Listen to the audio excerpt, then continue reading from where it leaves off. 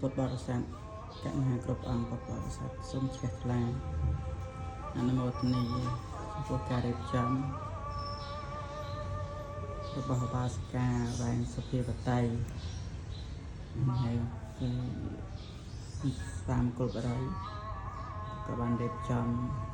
ពុទ្ធទេសនាយ៉ាងស្អាតគួរជាទីជ្រះថ្លាដូច្នេះពុទ្ធបរិស័ទក្នុងនាមយើងជាអ្នកកាន់ពុទ្ធសាសនាទោះបីថាมันបានរៀបស្អាតយ៉ាងហ្នឹងប៉ុន្តែយើងក៏គួរតែមានព្រះពុទ្ធរូបជាដើមនៅក្នុងផ្ទះជាគ្រឿងសក្ការៈជាគ្រឿងគោរពបូជាជាទីរលឹកថាបញ្ជាក់ថាយើងជាពុទ្ធបរិស័ទហើយមានការនមស្ការរលឹកដល់គុណព្រះអង្គរឿយ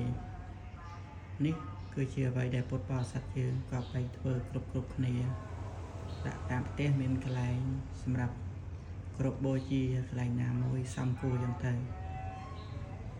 សូមជ្រះថ្លាអនុមោទនាគ្រប់យ៉ាង